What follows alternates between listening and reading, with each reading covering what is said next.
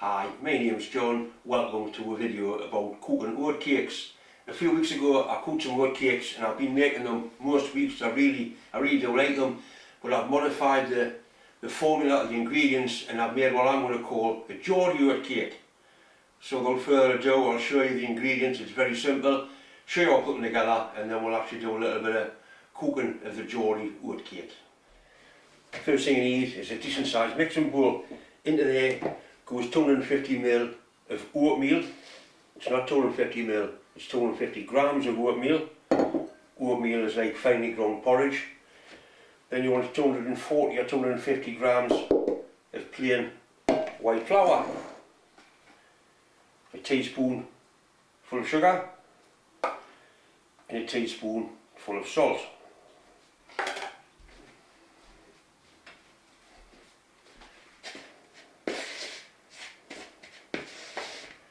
Into there we'll put one packet, I think it's 70 grams of yeast. Not the packet, just the contents. 300ml of lukewarm milk.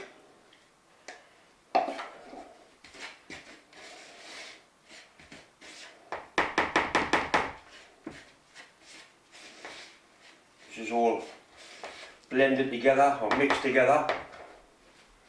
I'm going to use a mixer because it's a little bit easier than doing it by hand. I normally use a Makita mixer, but unfortunately the batteries are down on that, so I'll have to use the DeWalt. It's still a good mixer. Need some more liquid. This is where the Geordie bit comes in. I'm going to use some Newcastle brown ale. I've got a proper bell end bottle opener which works really well. Brown ale is at room temperature. It's important. You don't want things too cool because it'll damage the yeast.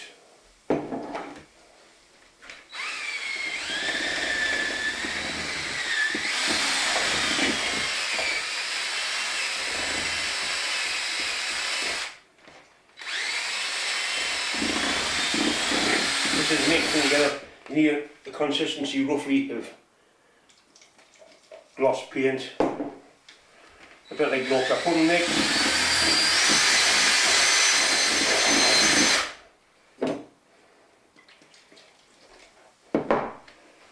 I'm hoping there's a little bit left for me.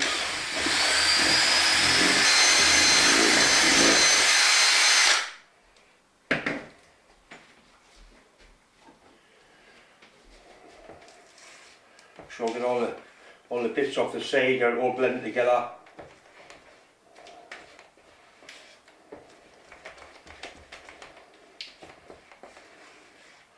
A little bit more liquid, we're nearly there.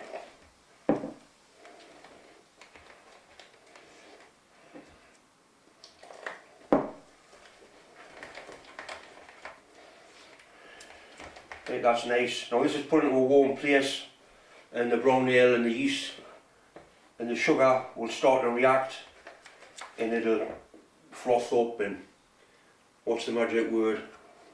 When you're cooking bread, it'll prove itself or it'll rise to the occasion or whatever, but it will thicken up. So we'll cover that up, put it somewhere warm, and then go from there. Right, so I've got mine sitting in front of the wood burner, and I'm sure that'll be enough heat to make the yeast and the brown ale do the business. It's been standing for an hour now, and the yeast in it's tricky. You can see how it's starting to thicken up, so we need to thin it quite a bit down from that. We'll put a little bit more beer in. I want to leave a little bit for a mouthful for myself. So that's probably 3/4 of a pint of beer that's gone into there.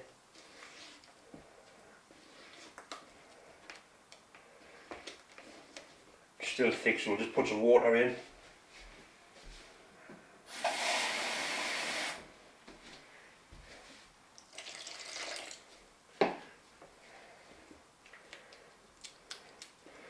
Right, that looks about the right sort of consistency. Happy with that. I've got two decent sized pans. This is probably the best one, it's a slightly older one. A little bit of olive oil, it doesn't take much at all.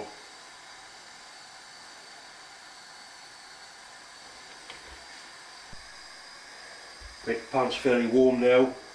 That's the measure I use.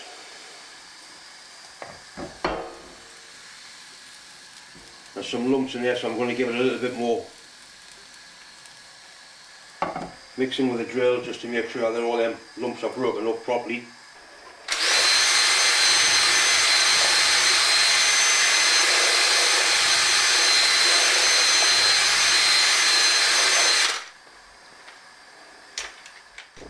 Great, your cake's starting to cook now. You can see the classic holes in there. Basically, when this side's dry, it's time to turn it over. The first one or two, until you get the pan to temperature, don't normally work out as well as the later ones. This one's probably ready to turn now. Yeah, nicely cooked on the bottom.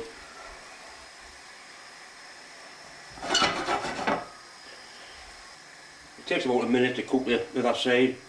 It's not being turned over, doesn't take long. And it gets better as the pan gets worn in a little bit.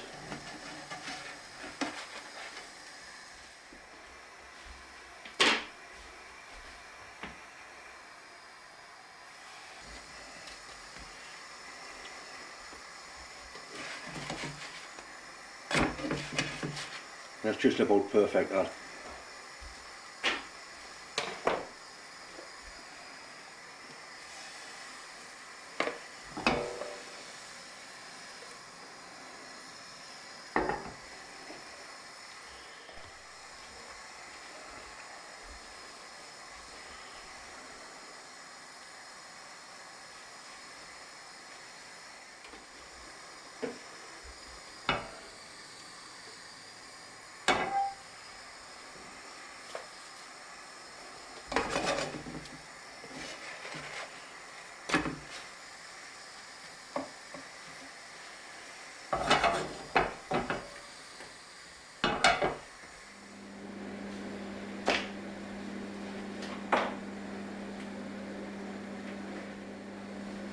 It's a burnt one.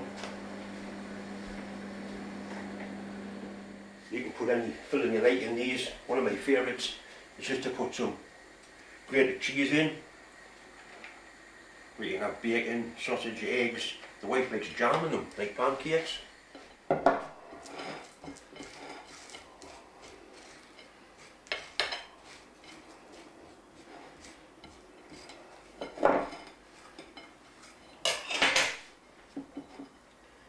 at that.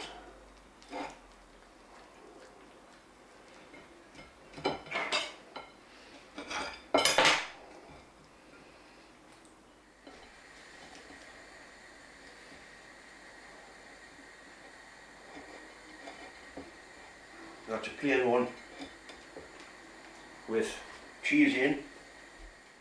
Once again, it's just time to say thanks for watching, thanks for subscribing, and bon appetit, bonniard.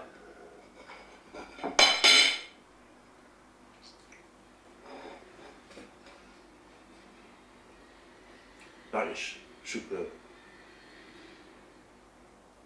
Really, really nice. And I've got a little bit of ale just to wash it down with.